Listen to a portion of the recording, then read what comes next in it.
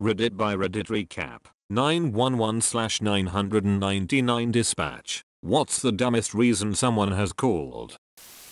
Because their electricity went out and they wanted the police to fix it, then got upset when I told them they needed to call their power company. I've also had someone call because their neighbor's tree was dropping leaves into their yard and they wanted the neighbor to clean it up.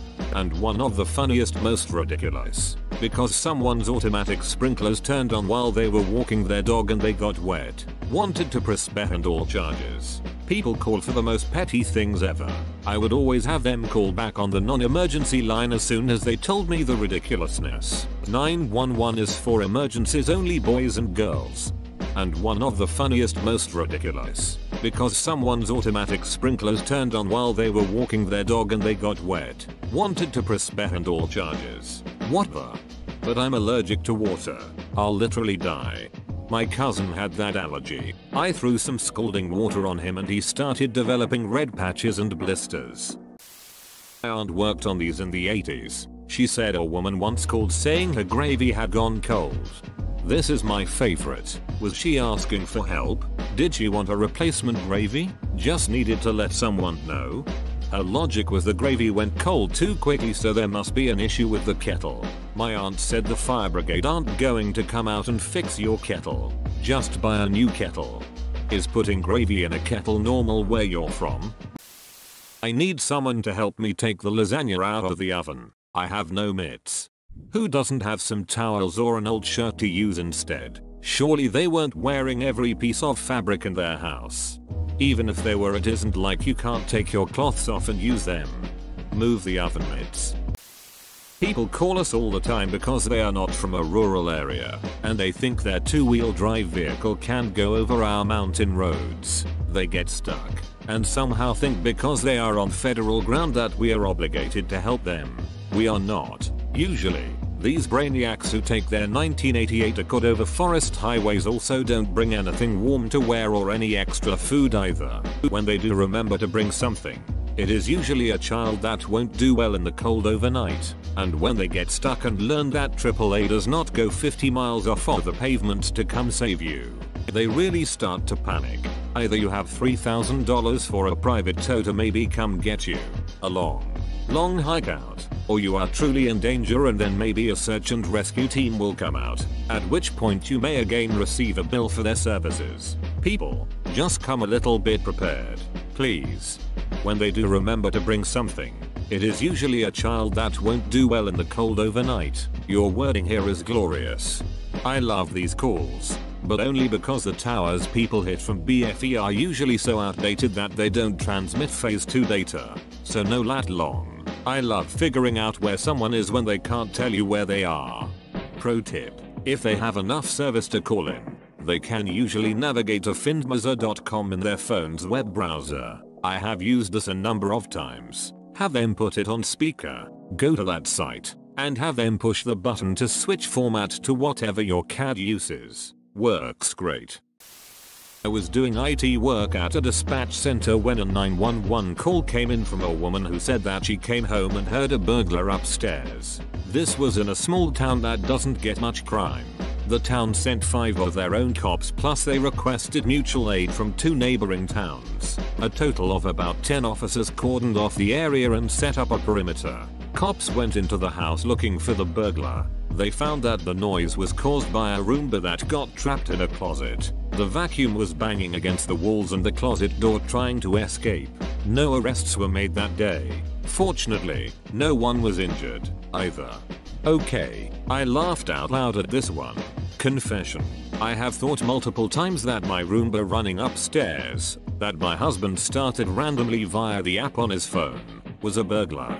Man, that would scare me if my husband did that. There are times where I wonder what the hell the noise upstairs is, and I'm the one who turned the Roomba on. No arrests were made that day, so the Roomba just got away with it, left free to terrorize some other poor, unsuspecting victim. Terrible. A guy called because an injured bear was in his front yard for a few hours. It was a giant landscaping boulder that had been there for years. Whoa, what was he on and where can I buy some? Are you sure you want that? I will never forget that brief period in early 2018 when KFC ran out of chicken and police in the UK received so many calls about it that they had to put out a notice asking people to stop. What exactly did they think the police could do about KFC's lack of chicken? When that was happening I thought it was crazy. If that happened now I wouldn't bat an eyelid. She got shampoo in her eye while showering. She rinsed it out, and her vision was unaffected. But it, really stung for a minute. She was 27 and could not be talked out of having paramedics dispatched. When the medics got there, they couldn't talk her out of going to the hospital. She was fine, at least until she got word from her insurance company that they weren't going to pay for her frivolous and unnecessary ambulance ride.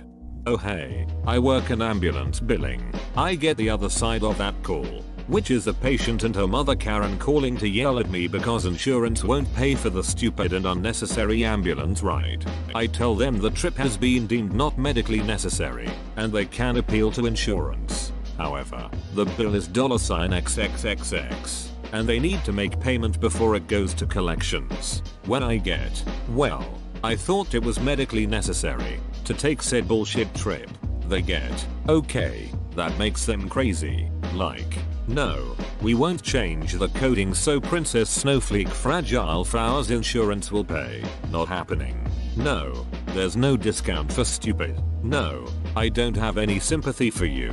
It's your bill, and it's not my credit. And when they start cussing me out, I politely tell them, you absolutely will not speak to me like that. I am ending this call, which makes them explode. I use top hindest with medical billing, just checking codes and confirming diagnoses, not dealing with patients. I overheard some phone calls from people who did have contact with patients, and I have no idea how you put up with that shit. Although I'm sure there has to be a code for patient is a fragile snowflake princess and can't be reasoned with an ICD-10.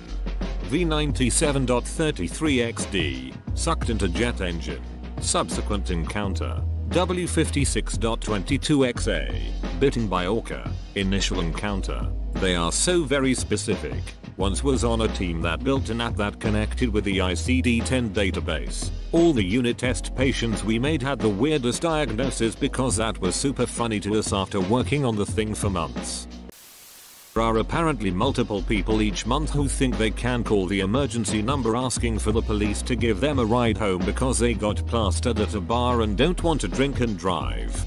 Actually this kinda was me once. My car broke down on a back road in New Hampshire one time. Late at night, I was 20 minutes out from the nearest decent sized town, and 25 minutes from home. I called AAA for a tow. They contacted NH State Police so that my dead car wasn't sitting on the side of a sheer drop on a road where people go 40-50 miles per hour. Oh, and no hazard lights because my alternator died. A nice state trooper showed up, shot the shit with me and my husband while we waited for a tow. Once the truck showed up, I asked him for a taxi company number. This was pre-Uber, so the chances of me getting that taxi at 10 PM in rural NH was slim.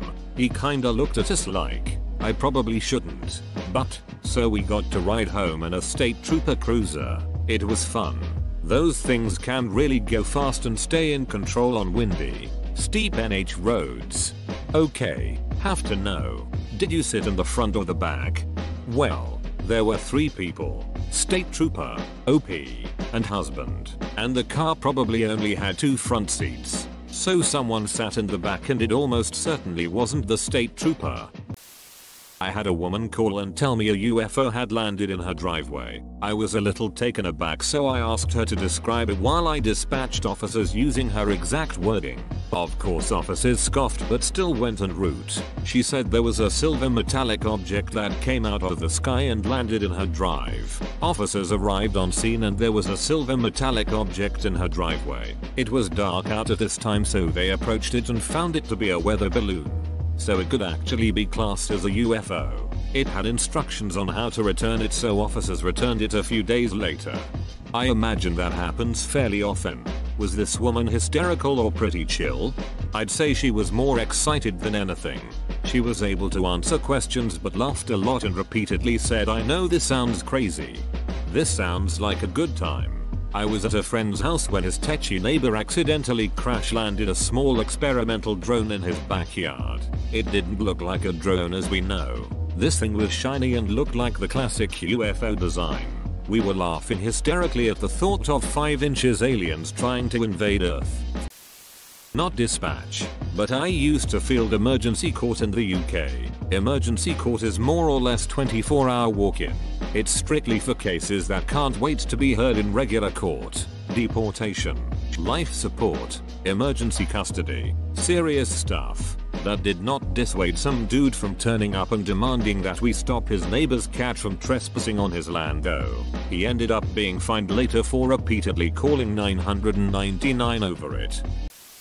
Little old lady would call every morning to ask what the weather was like outside. No matter how many times we told her to stop, a grown man wanted to press charges against someone who flipped him off while driving.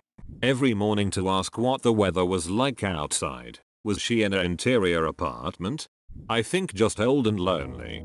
Or I had a guy call 911 and wanted to report that a woman had stolen his money. We were swamped that night, so I kept him on the line trying to get further information. Upon asking a few more questions about the woman and her description, it was obvious he was describing a prostitute. He then began to cry and begged me to not judge him for hiring a prostitute. I promised him I wouldn't judge him and I would send him an officer as soon as we had one available. He hung up and I pended the call as the woman was no longer on scene.